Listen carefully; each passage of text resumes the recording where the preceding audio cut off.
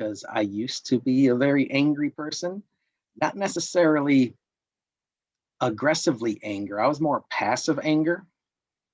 So my relationships, I wouldn't go head to head and fight with people, but I would kind of use that passive aggressive communication and some of my behaviors. I know what irritates them, and I would do those irritating things until I realized that some of my relationships, were kind of being hurt. And I didn't realize that until somebody really had to express that to me, because I was like, I am not an angry person.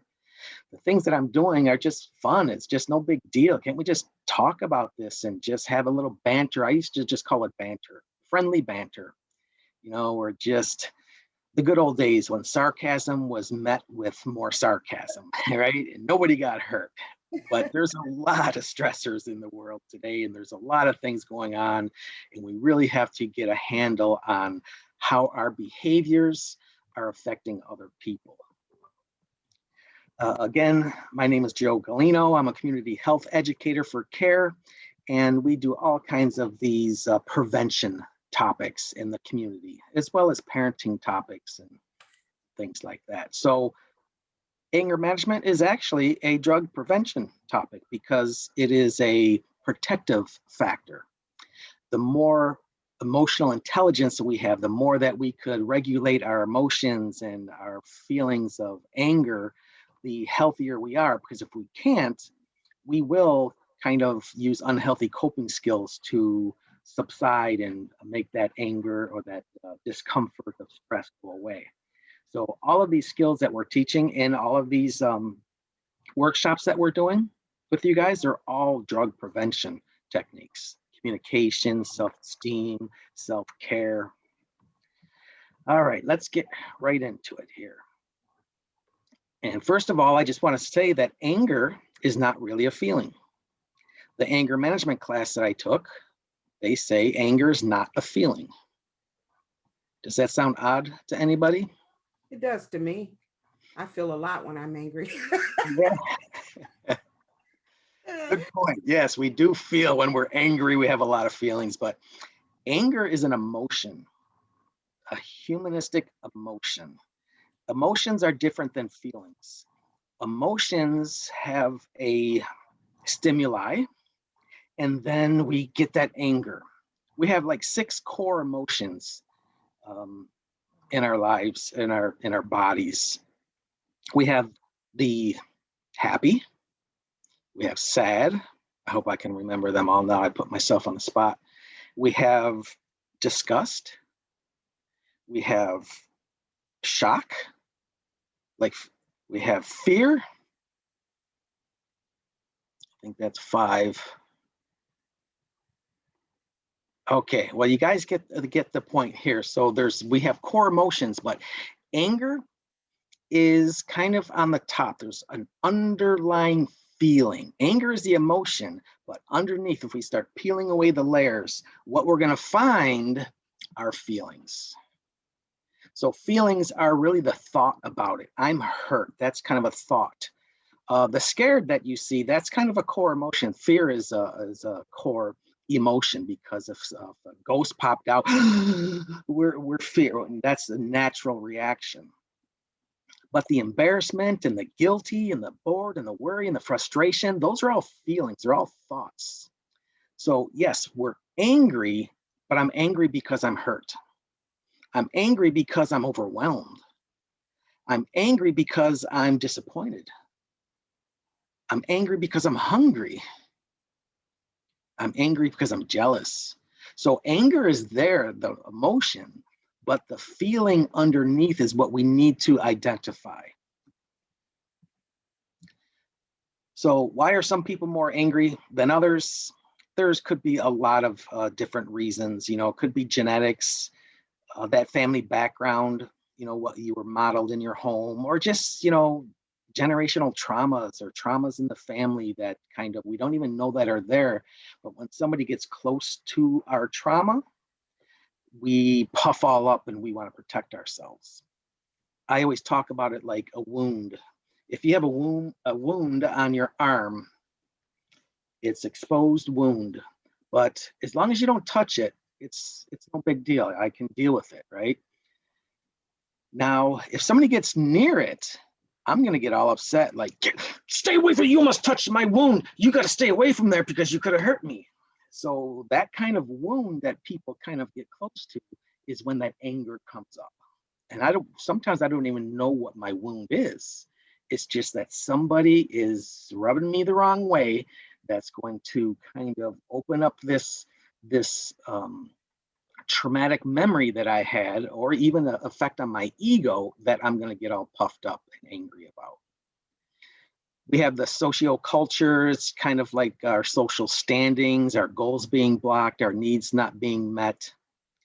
Physiological, so people that are in chronic pain, disabilities, their illnesses, that can make them more angry than somebody else who doesn't have those physiological pains. Our personality, narcissism, low tolerance, frustration tolerance and things, just that mental health, it could make somebody more reactive or more angry than others. So what did, who said this? Buddha, I think, said, be nice to all, for we are all fighting a battle. So when you see people that are angry or people that are acting kind of under your expectations of them, you don't know what's going on with them. So for them to affect you that much, you have to understand that, it's not all about you. They're having a struggle themselves. So if we don't learn to manage some of these emotions, they will spill over into our relationships. They will spill over into our lives and our workplaces. Sometimes you'll just wonder, why am I so upset? I don't even know. I just feel so upset. Or where did that come from? You blow up on somebody. Where did that come from? And our emotions will start managing us, and they'll have physical consequences. So if we don't know why we are doing these things, then our emotions are going to be controlling us. So let's define anger here. That emotional state that varies in intensity from mild irritation to intense fury and rage. So some people have mild irritation and there can just kind of be a little angry, and some people will explode. So it's very natural. You cannot get rid of anger. I don't care who you are. It's a humanistic emotion. You can't raise a child without being to not have anger. We can't have relationships that are not going to have anger. It is a human emotion. So when people express their anger, let's take a school-aged child who is mad, who is pounding on the table in anger, and they're kicking. If we say stop pounding and stop kicking, what we're actually telling that child to do is stop feeling. And that's not what we want them to do. We want them to not kick and scream and punch, but we can't do that by stopping that behavior, because that behavior is their emotion, is their feeling. So we have to identify that feeling to say, we don't want to suppress it. We don't want to tell them to stop it. We want to say, I can see you're really angry, but we don't kick and scream. What's going on? So I want to get them to talk about their anger and not stop their anger. So expressing anger, we could express it, and we express it in unhealthy ways or aggressive ways, just like I talked about that school-aged child. He's expressing his anger by punching and screaming. We could suppress our anger, but that means that we are just holding it down, and it will kind of leak out in other areas of our lives. Or we can calm the anger, and we'll talk about that a little bit towards the end of this presentation. So suppressing the anger. This happens when you hold the anger in, so you're just going to suppress it, or you stop thinking about it, so you're just distracted, or you focus on something positive. Now that doesn't sound too bad, because now you're not going to be angry, so to speak. But the danger with this type of response is that if that anger isn't allowed outward expression, then your anger is going to turn inward and hurt yourself. It's going to turn inward towards yourself. So now that suppressed anger is going to leak out into our relationships, passive aggressive, isolation, the last straw on the camel's back where you just blow up. So we really need to express our anger. We can't kind of pretend it's not there. Now, there's two levels of change if we're dealing with changing our reaction to anger. There's two levels. In psychology, the first level of change is willpower. You're just going to will it away. I'm not going to have a fight today. I am not going to be annoyed by my family member today. So that is just willpower, fake it till you make it kind of thing. But the second level of change is an internal change, a change of lifestyle. So if this thing right here was giving me pain and I didn't want it in my life anymore, so I say, I'm going to set it over here and never to see it again. Now, that's really not out of my life. I'm just using the first level of change to not bring it into my life. Now, every time I go over here and I see that thing, I'm going to get irritated again until I make peace with this thing that brings me anger and stress, until I have a total lifestyle change toward this thing that is giving me these reactions. Can I have that true change in my life in relation to things that are making me angry?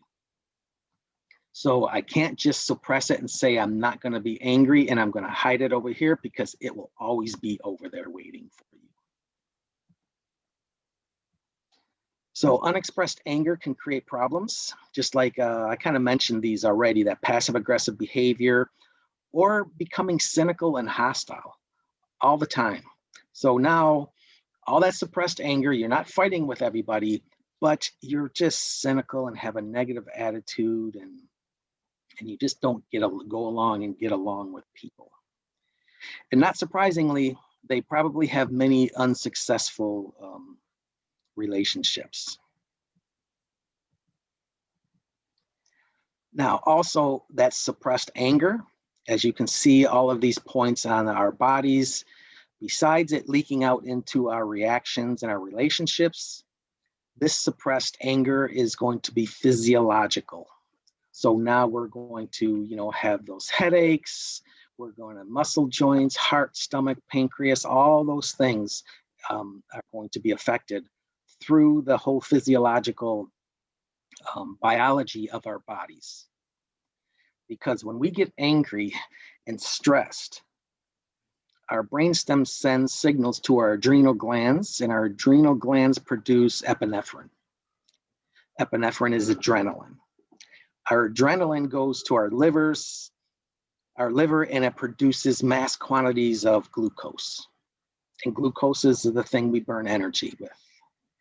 So now we have epinephrine and glucose, which now makes it turbocharged epinephrine, turbocharged adrenaline, and it shoots through our bodies.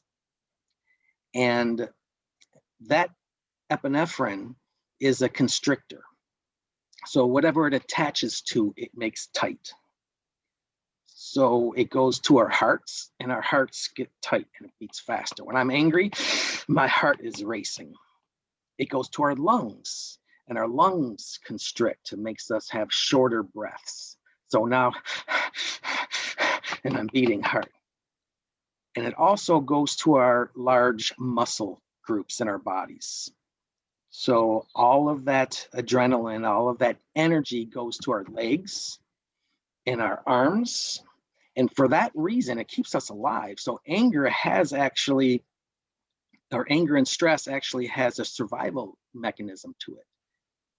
So all of that adrenaline goes to my legs so I can run fast to get out of there. All that adrenaline goes to my arms so I can grip a weapon to fight to the death with. So all of that anger and stress could keep us alive.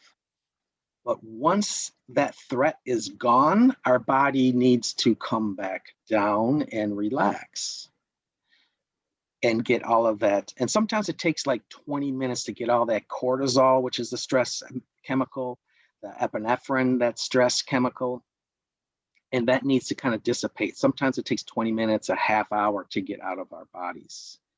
So somebody who is prone to anger, that gets angry all the time, they're getting that system that I just explained over and over and over again.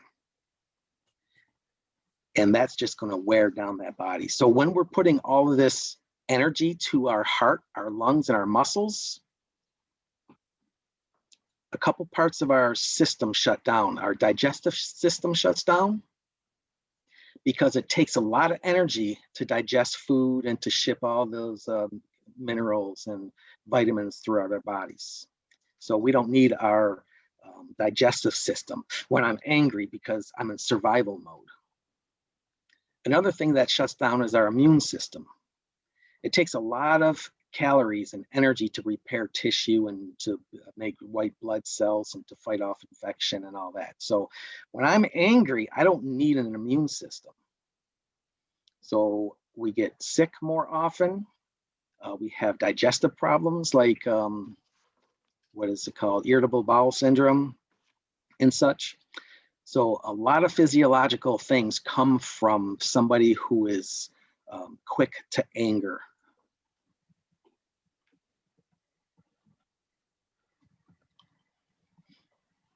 So in our brain, the old brain in the back is our survival brain, like I just talked about. Then we have the emotional brain, which is in the middle. And then we have the rational brain, which is our executive center of thinking. But right when we get angry, that rational brain gets clouded with those stress chemicals, the cortisol and the epinephrine, and we don't think. We're more on the reactive side, self-preservation side, rather than the rational thinking side. And just for your information, drugs and alcohol keeps you in your emotional brain. So just like when somebody goes into that irrational thought process or the fight or flight from stress and anger, when we drink alcohol or do drugs, it does the same thing by clouding our our thinking rational brain, the prefrontal cortex. So we won't have the most rational responses, and we don't think about consequences when we're under the influence of drugs or alcohol. So now we need to understand ourselves. And I like that quote on the bottom. People don't lose their anger, they use their anger. When we're like, wow, that guy lost his anger. No, he didn't lose it. He is using it because that's the way that that person is getting that need met. So people use their anger. But in a way, they can lose it, but they're losing it for the purpose of using it to get their way. So let me explain this slide here. We're going to make a brain. So this is your brain stem. This is your limbic system. This is your memories and emotions and things, and that's in the middle. And then the prefrontal cortex is your fingers that go all over the top. So that is a brain. You got your prefrontal cortex, you got your emotions in here, you got your brain stem. So now when there's a trigger, what we do is we flip our lid. Our thoughts go up in the air and our emotions are all over the place. Like, I can't believe he just did that, that son of a gun. Wait till tomorrow. We'll see. I ain't taking that from him anymore. And if he does that again, I don't know who he thinks I am, because I ain't gonna have, and you're out of control because your emotions are just free willy winging it over here. So what we need to do is we need to identify that feeling that's causing that. We need to put it back where it belongs. Then we need to put our thoughts over that feeling, because our thoughts must touch our feelings at all times. Once our thoughts get flipped And the emotions are free willy to go all over the place. So we need to say, I'm really angry right now. I need to take a breath, slow down. I've been through this thing with him before. I can get through it again. And we need to be rational using our prefrontal cortex, which is hard to do. I'm talking about it like this is an easy thing, but it really takes some time and some practice. So these emotions, they signal us. Our body is talking to us all the time. Emotions can motivate us to get out of bed and do something, or motivate us to solve a problem or to work on a project, or they can motivate us to not do anything, to back away out of the project. Emotions could hurt us if we don't identify them and process them. And emotions could hijack our brain. And what I mean by that, I'll give an example. If I'm driving and I got to go to the market, I got to pick the kids up and I'm planning what I'm going to have for dinner. And then because I'm in the prefrontal cortex while I'm planning and rationalizing and thinking about my day. But then somebody cuts me off. And what happens? I flip my lid and I'm like, you rotten son of a gun, don't you? I can't believe it. And then and then I have to slow down. And I have to put my thoughts back over there. And then I go back to, okay, where was it? I got to go to the market. I got to pick the kids up. I got to start cooking. You went from your prefrontal cortex to your limbic system, back to your prefrontal cortex in like a snap. Because that emotion of somebody cutting you off took you out of your thinking and into your emotions. And once we're in our emotions, some bad things happen. So I'm going to ask you all this question. Can you change your emotions in a snap? If you were extremely angry and I said, stop being angry, can you stop being angry? Anybody? It's difficult. You won't stop being angry at that point, but it can cause you to start calming down and taking a look at what's going on. All right, I might buy that, but I think I'm not going to. So if you were really angry and I said, stop being angry, you'll start rationalizing, maybe I'm too angry? I think your emotions won't let you do that. Okay, your emotions won't let you do that, Gerald. Okay, Angela, go ahead. Not in a snap, but what? Yeah, I don't know, because like when you're describing these situations, I'm like, wow, these people must be just like ziggity boom, because if someone cuts me off, I'm not irate and I'm not, hey, oh, he cut me off. I'm not at that point. You know, it takes a bit to get me riled up and going. So I'm kind of on the fence with that. Yep. So you're a little bit more rational. Do you know anybody that if they did get cut off, their head would explode and they would start doing road rage? Do you know anybody that? Oh yeah, but it's usually they have a lot going on anyway, and that's just something to for them to rationalize, you know, their erratic behavior. So yep. So when I'm talking about these descriptions, if you're not that type of person that's at that level of anger, that's great. Maybe you know somebody who is. But all right, so let me finish this process here. If you were crying, uncontrollably crying, and I said, stop crying, can you stop crying? No, it's hard to shut that faucet off quickly. Unless they're fake tears.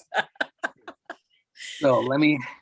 I think you kind of can, depending on the reasoning for your tears, because you've seen it done with kids. If kids were crying because they wanted a popsicle and you say, stop, you know, I'll give it to you, and they're crying, and then you produce that popsicle, they stop immediately. Right. Yeah. Gratification. Yeah.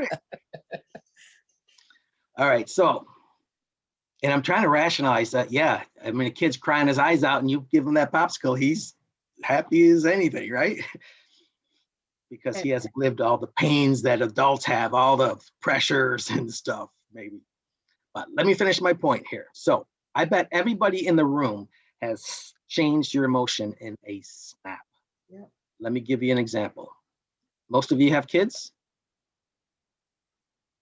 Has anybody been in this situation? You're angry at your kids. You're yelling at your children. I can't believe it. You better stop that if you do it. And then the doorbell rings. You go to the door and say, oh, hi. Yeah, no, everything's fine. Sure. Yeah, stop. Thanks for stopping by. And then you go back to your kid. Now back to you.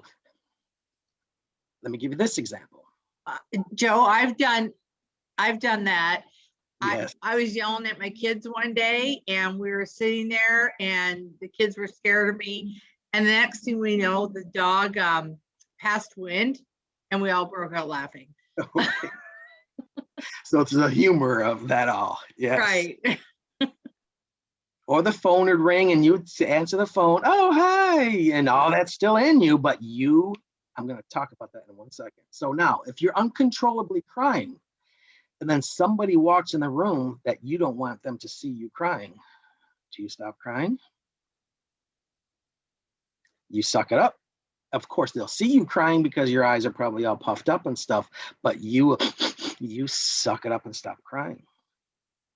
And the reason I'm saying this, and I think Gerald touched on it, that we have control over our emotions. And I shouldn't say control, because I don't want you to control your emotions, because that's impossible because of that suppression thing. I want to manage our emotions. So as much as people think that once they're angry, they can't turn it off. Yes, you can. It just takes some work. So we really need to recognize what our hot buttons are. We have to foresee what's going to happen in these situations. So they could be events, they can be people, any situations, extreme dislikes, our values. You know, those darn Republicans or those darn Democrats, if they go against your value, you are all angry. And so what are your hot buttons? I worked in Northville. I jumped on 696 from I-94 all the way to 275, 45 minutes, 6 days a week for 22 years. And I was that guy in that picture right there. I was the guy screaming at the windshield and pounding my steering wheel because of traffic. And then I would look over to the right and I see the person on my right is just, you know, chilling, bouncing their head to the music. I look over on my left, there's somebody on the phone just catching up on their social life. And I can't believe, and I'm all angry. So lines in traffic were my triggers. And I had to kind of process that, say, okay, I'm going to go on 696 during rush hour. It's going to be traffic. What do I need to do to deal with this? So when we know our hot buttons, we have to prepare for them. And I'll have the answers to all of this anger stuff in a moment here. But that bottom quote again, what you don't know controls you. If you don't know why you're reacting the way you are, you're breaking down with tears the way you are, you're just extreme reactions to situations, if you don't know the feeling under that anger, if you don't know the things that are ticking you off, then you are being controlled by your environment. And that's one way I got over my anger. I'm like, do I want to give that much power to that person? That person has control over my heart rate, my breathing, my blood pressure. Do I want that person to have that much power over me? Especially if he used to be like an old me where I would find your weakness and I would just kind of keep poking it with a stick. So I can control your heart rate, control your breathing. So I don't want to be controlled by my environment or individuals or extreme dislikes or values. I need to know that those hot buttons aren't going to control me anymore. So it's important to self-monitor ourselves. Low stress, again, the blood is in the prefrontal cortex, our rational brain, we're fine. High stress, threat, anger, All the blood goes to our limbic system. And that's where we flip our lid and our emotions are all over the place. We need to find a way to get that blood back into our rational brains. So before all the blood goes to our limbic system, we need to find out early identifying signs. What are the signs of you getting angry? Does anybody know? Would anybody be willing to share?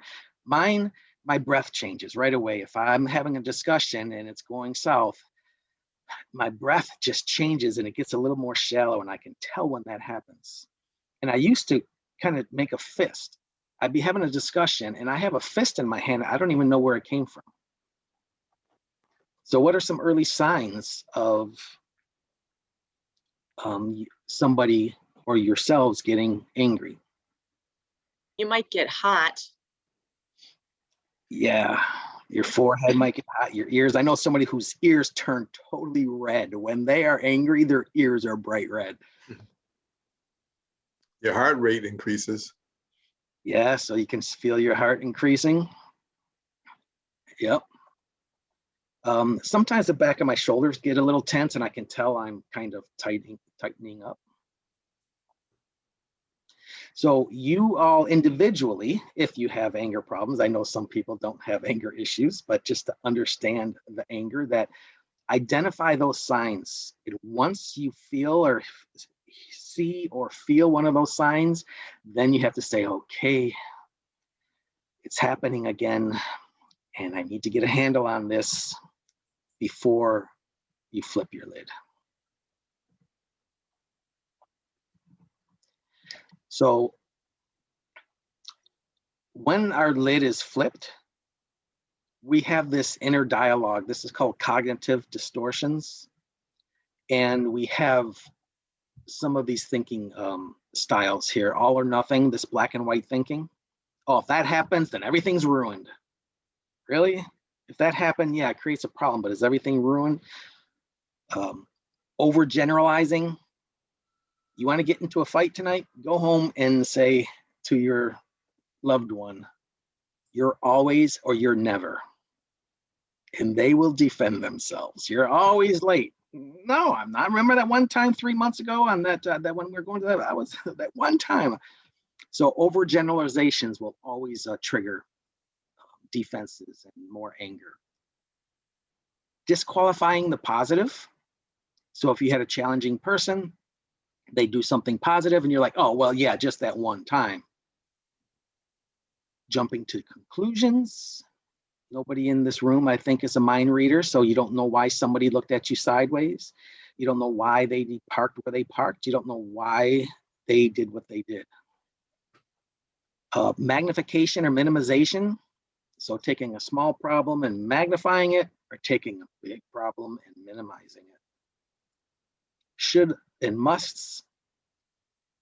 They always say, don't should all over them. Don't should on them. You should do this, he should do that, you should be more nice, you should, and that just creates that distortion of your thinking. Labeling, you can label yourselves, like if you make a mistake, you're like, oh, I'm stupid, that was such an idiot. Or somebody else does something, you label them. So if they did something silly or wrong, oh, he's so stupid. Really, you're going to generalize that whole person's identity just on that one label. And then personalization.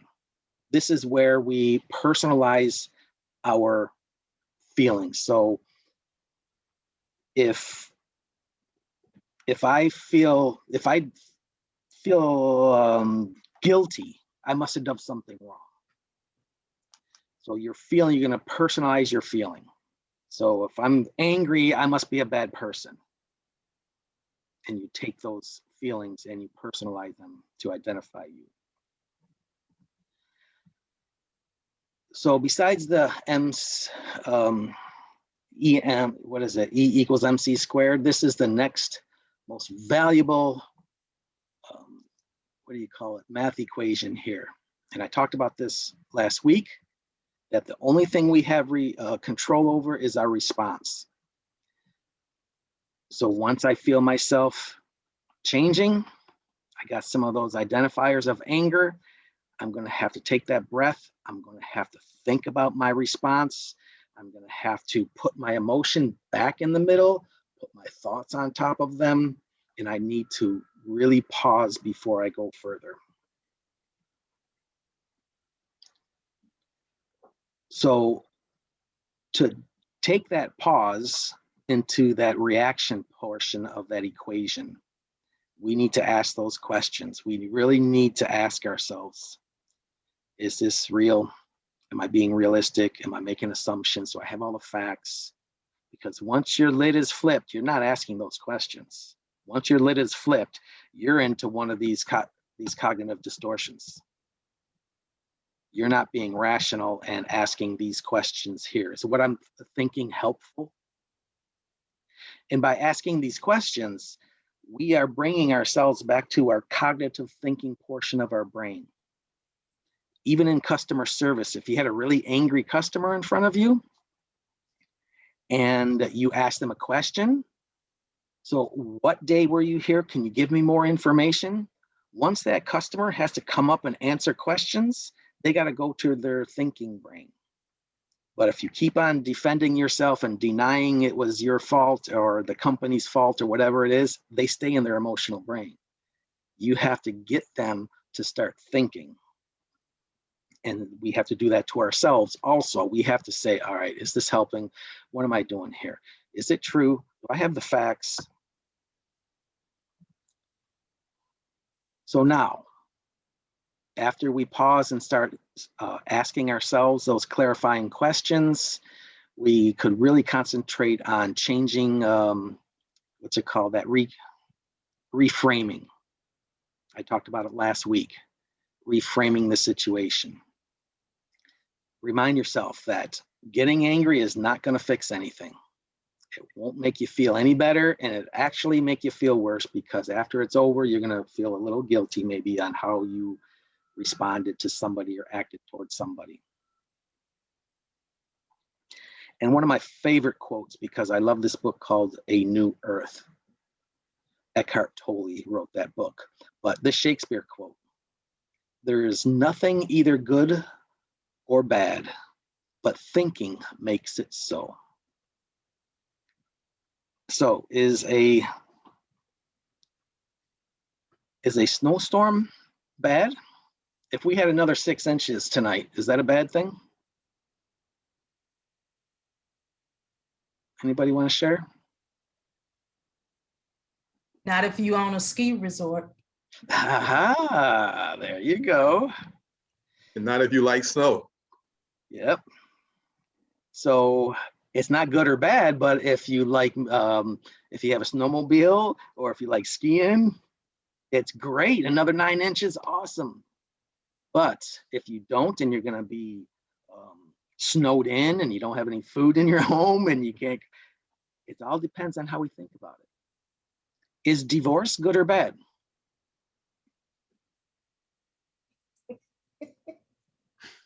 You guys are all like, that's it. Then your losses can be pretty healthy. You never know. It could be great. I don't know. I might be dating myself, but do you remember that commercial? I'm going to wash that man right out of my hair. It's an old shampoo commercial. Or it might be devastating. It might be horrible that now your children have to go visit 2 homes and it's horrible. That was your high school sweetheart and you thought it was going to be last forever. How about this one? A really crappy job. Is that good or bad?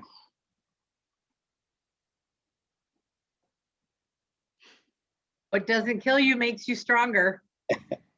All right, I like that thinking. It might be bad that you have to be miserable 8 hours a day, every day until you're 65. Or a really crappy job might be great because it might motivate you to get some new skills on how to improve the environment. Or it might make you want to quit and follow a dream that you've never followed before. Nothing's neither good or bad, but thinking makes it so. All right, so now let's get to some solutions here. Some chill skills, relaxation, mindfulness technique. I know Christina mentioned a lot of that in some of her past trainings. Grounding, centering, breathing. I think she took you through a square breathing where you go in through the nose for a count of 4, hold for 4, out through the mouth, slow and quiet for a count of 4, hold for 4, and then in again.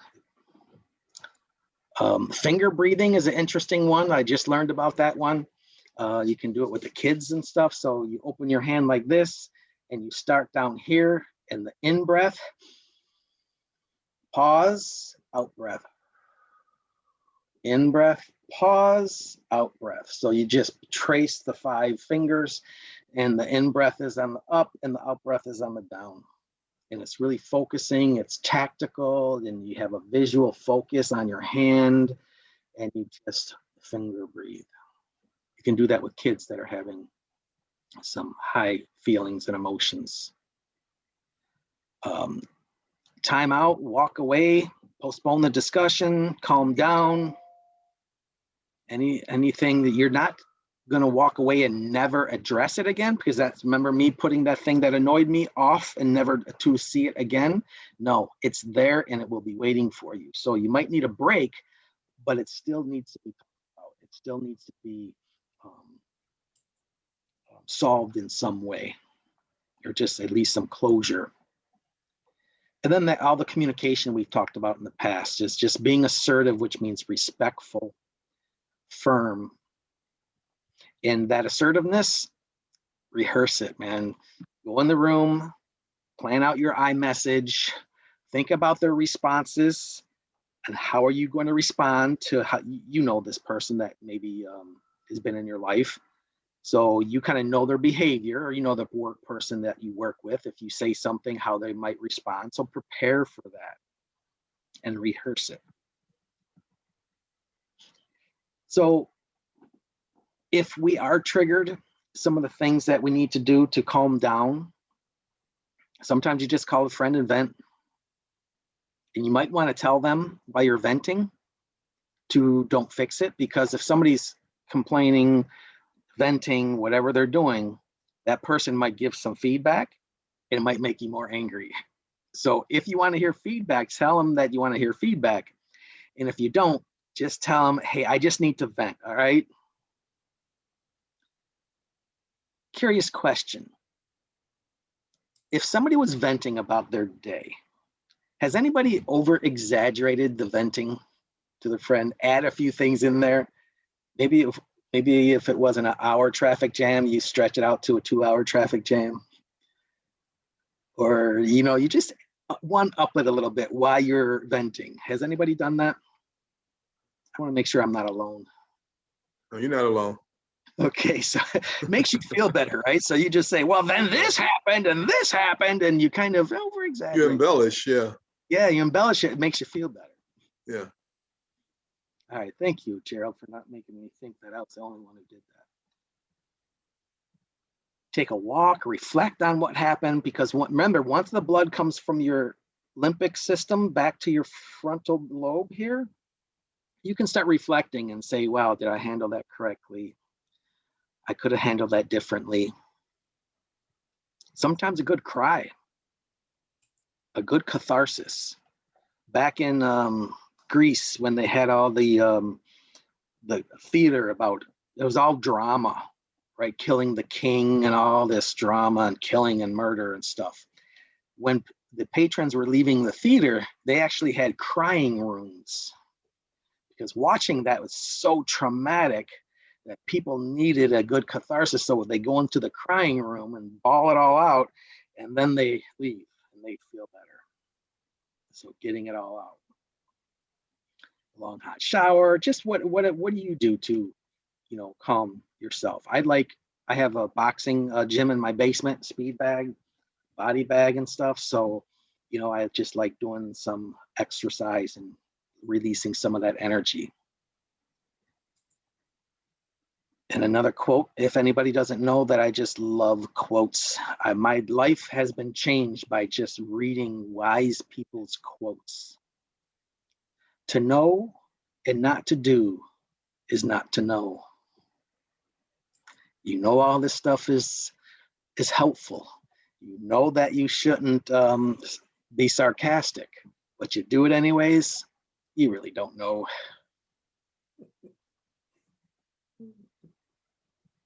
So some other strategies, we talked about the deep breathing. One deep breathing I'd like to tell you, somebody just told me about. They make them in the schools, the elementary schools and stuff. They, you know, a pinwheel that you blow and it spins. So they would get a stick and a pinwheel, and then they put a big flower at the bottom of the stick. So the kids will smell the flower and blow the pinwheel. And I thought that was such an awesome mindfulness activity to do with a child that has those really strong feelings and emotions. And even teenagers and adults. And it could be a fake flower. It doesn't have to be a real flower. You can cut the flower out of construction paper and make it all colorful, and they just smell the flower and blow the pinwheel. Use imagery, just that vision of relaxing. I think Christina did this with you guys too. Just closing your eyes and kind of going through, either somebody can read a script to you, or you can just say the script in your mind and just imagine that you're on vacation, you're somewhere else.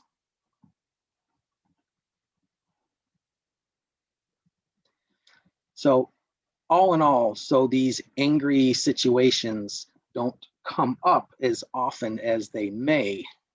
We just need to slow down and think through some of our responses. We need a little healthier communication with each other. When we're reactive, that's when things kind of go south. We need to use that R, remember the E plus R equals O. We need to use that R to think through our responses. The quicker you respond, probably the less likely it's going to be helpful because of that reaction from that limbic system. So we really need to challenge our cognitive distortions. And we all have these cognitive distortions of that musting or shoulding or magnification or minimization or disqualifying the positive or overgeneralization. I get stuck in overgeneralizations all the time. I have a few people in my life that we disagree a lot. And when we're in a disagreement, I will say always, and she just blows up. And right when it comes out of my mouth, I'm like, I didn't mean always, darn it. I meant a lot most of the time or something. I'm sorry. I want to put that back in my mouth. I didn't say always.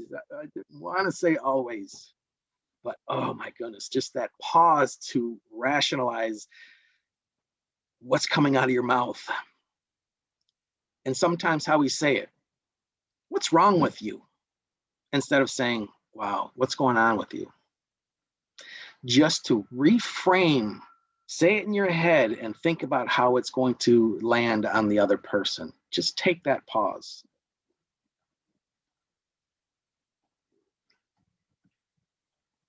And one more thing. Anybody like Saturday Night Live? Probably back in the 90s. If you don't know this guy, you'll probably think it's really weird, but I love him. He's called Stuart Smalley, and he had a show on Saturday Night Live, a skit on Saturday Night Live. So let's listen to him. Anybody familiar with Stuart Smalley, by the way? Yeah, I am. Okay. Hopefully one person. Yeah, I like him. Okay, great. I know him too. He's fun. He was one of our congressmen that kind of lost his job for the Me Too movement. Anybody remember that? Yeah. All right, let's watch. I remember. I think he was trying to get, yeah, I remember. Yeah, I remember him. Hold on. I remember him. Hold on. Is my audio working? No, it's not. I didn't have my share sound. Okay, here we go. Make sure it's on full blast. Okay. I deserve good thing. I am entitled to my share of happiness. I refuse to beat myself up. I am an attractive person. I am fun to be with. Daily Affirmation with Stuart Smalley. I'm going to do a terrific show today, and I'm going to help people because I'm good enough, I'm smart enough, and doggone it, people like me. I forgot his name until I saw him, Al Franken. He was our senator. Yeah, Okay. right. Minnesota. Yeah, okay, cool. I didn't know where he was from. Thank you for that. Yeah, so as goofy as this is, he had one, then he had guests, and he'd always be just humiliated and embarrassed, and he's always the big nerd, but by golly, I like myself. I'm a good person, which brings me to that being positive. Now, it sounds kind of odd, but being positive won't solve your problems, but it will kind of enhance your health, improve productivity, decrease your stress, increase better coping mechanisms so you won't get stuck into that ruminating negative thoughts that you might be having through situations.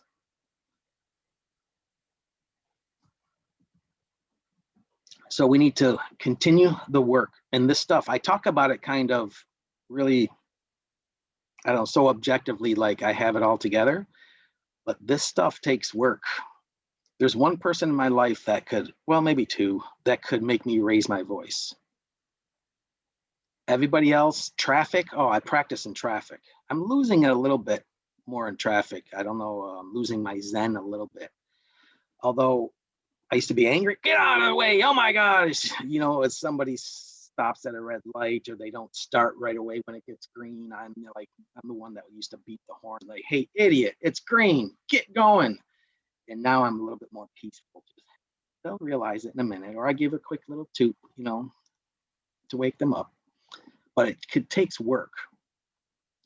So get used to thinking of your emotions as carrying a message. So that emotion is telling you something, and you better listen to it and start asking those clarifying questions. Take time to relax, observe your thoughts, hold yourself accountable for your emotions. Once you start defending your emotions, you're not growing at all. If somebody identifies something in you, you have to say, wow, I didn't realize that. It's a work in progress. A couple of my favorite books that have to deal with like emotional intelligence and anger. Daniel Goleman, Emotional Intelligence, really great book. He also wrote one on social intelligence. This book right here, The 4 Agreements, one of my favorites, only like 120 pages. Excuse me. It's only about 120 pages. It's a quick read, and you live your life by these 4 agreements, and you will never be angry again. Of course, the 7 Habits for Highly Effective People. There's also one for teenagers, 7 Habits of Highly Effective Teenagers. A New Earth. This is my spiritual leader right here, Eckhart Tolle. He is, if you're into that spiritual, it's really spiritual psychotherapy is what it is. And he also wrote a book called The Power of Now. And then Feeling Good, the New Mood Therapy. A little bit more technical book on mental health and such. Well, folks, I hoped you liked the journey through our emotions. And this stuff is harder than anybody can believe. If somebody is quick triggered emotional defenses, it takes a lot to get a handle on that. Any comments, questions, interests, revelations? I enjoyed the presentation. I think It was very the strategies good. there. Well, thank you very much. I just wanted to know, what is your background? You probably told us when you first introduced yourself, but what is your background in? Well, I was 33 years in the restaurant business. That was my career since I was 16 years old. And then I had some troubles with my teenage son. I wanted control, he wanted freedom. And by the time he was 12 years old, he hated me. And I ended up taking a parenting class at CARE Southeastern Michigan. And that parenting class changed my entire life, my entire perspective. And I had no idea there was this interventions out there. I didn't know there was parenting classes. You know, I just did what I knew how to do and tried it. Don't talk to me. Don't tell me how to raise my kid. I'm going to do what I'm going to do. So after that parenting class, the director of or the program, parenting program director said, asked me to be a facilitator. And I was like, oh, no way, I can't do that. You know, I already screwed my kid up. What do I got to give to somebody else, you know? And I was really low self-esteem and just really, really didn't have any confidence in myself because myself, I was yelled at and screamed at my whole life. So it took her 2 years into it. And she finally talked me into facilitating my own parenting classes. So I started doing that. And I did it free for 7 years. I worked in the restaurant business while I taught parenting classes in the evening, 1 or 2 a year, 1 or 2 a series. And then I loved it so much, I said, I want to get paid for this. So while I was working in the restaurant business, I went back to school. I got a counseling psychology degree from Rochester College. I just have a bachelor's in counseling psychology. And then I got a job at CARE after I graduated. I got a job at CARE, and now I'm a full-time community health educator, drug preventionist. And through that journey of going to school, I mean, I just read like 200 self-improvement books. I'm like addicted to self-improvement. Not all the self-help kind of is like management, leadership, communication, anger management, all kinds of different types of self-improvement. That was a long. Well, that's all we have today for our social emotional workshop. I'd like to thank everyone for joining us, and we'll see you next time. Thanks so much, everybody. Have a great day.